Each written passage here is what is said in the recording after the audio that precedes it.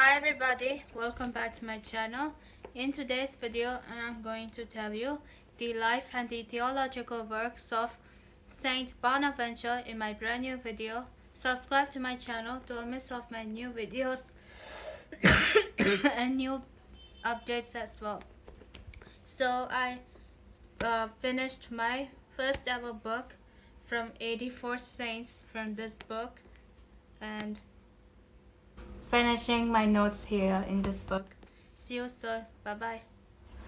Before I can start it, I just wanted to say that you can check out my last year's video of Saint Thomas Aquinas, the angelic doctor of the church, in the description box below and description link below.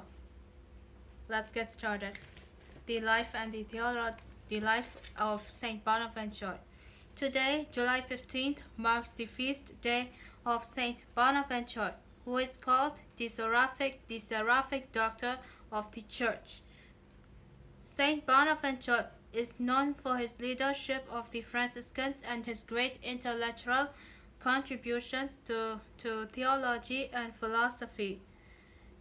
He is the patron saint of intestinal disorders, Bagno Italy, Conchita, Indian Pueblo, Saint Bonaventure University, NYC, also known as New York City. Saint Bonaventure was born in Bagnoria in Tuscany, Italy. He is widely believed to have been born in the year He is widely believed to have been born in the year 1221, although some accounts say 1217. Sources recount that in his youth, Saint Bonaventure was cured of a dangerous illness by the intercession of Saint Francis of Assisi. He went on to join the Franciscan Order of Friars Minor in 1243. After making his vows, he was sent to complete his studies in Paris. He was taught first by Alexander of Hales, an English doctor and Franciscan, and later by John of Rochelle. While in Paris, he became good friends with Saint Thomas Aquinas, as in the new episode here, with whom he received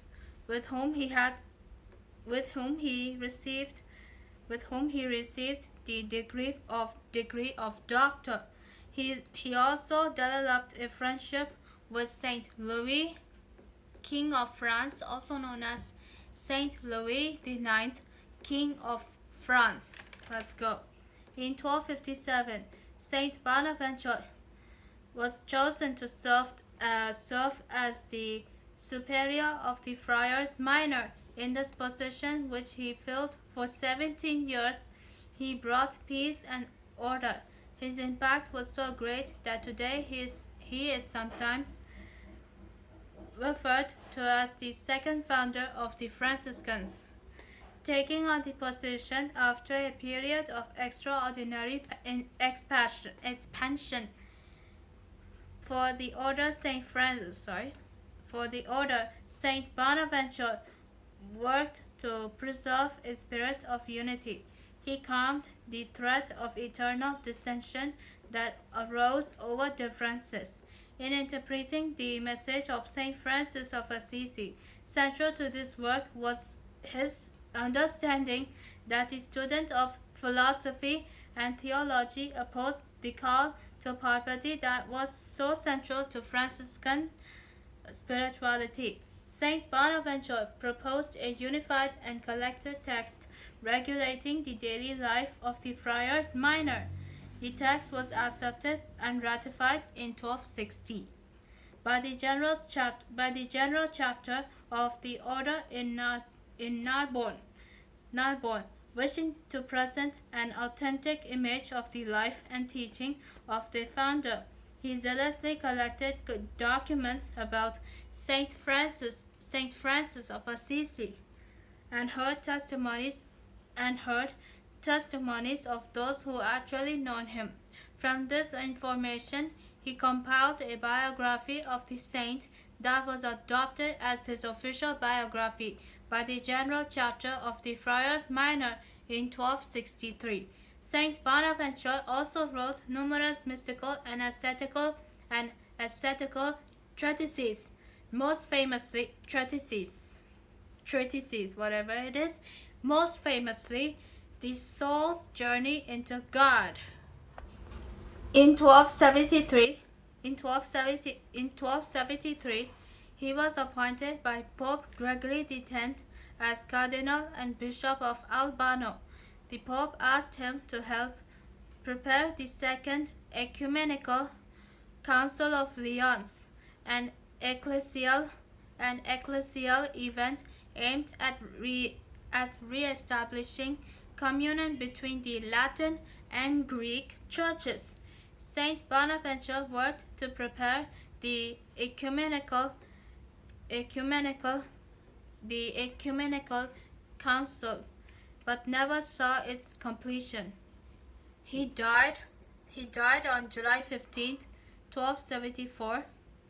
He was only 53 years, while the council was still in session. He was canonized in 1482. This was happened on April 14th, 1482, by Pope Sixtus IV. In his general audience on March 3rd, 2010, Pope Benedict XVI spoke about the life of Saint Bonaventure. He called to mind the great works of literature, art, philosophy, and theology that were inspired by the Christian during the time period in which the saint lived. Among the great Christian figures who contributed to the composition of this harmony between faith and culture, Bonaventure stands out, a man of action and contemplation, of profound piety and prudent government. Pope Benedict said, "The Pope called on the faithful to take note of the central role that Christ always played in Bonaventure's life and teaching, and to imitate the way in which the whole of his thinking was profoundly Christocentric. Meditation on Christ in his humanity is corporeal indeed, in fact, but spiritual in mind. By adopting this habit, you will steady your mind, be trained to virtues, and receive strength of soul. Let meditation of Christ's life be your one and only aim, your rest, your food, your desire, your study." Saint Bonaventure. I hope everyone, I'll be seeing you in my brand new video. So many people asked me to do the life of Saint Aloysius Gonzaga in my brand new video. I'm going to tell you a whole lot of saint stories in this month. See you soon. Bye bye everyone.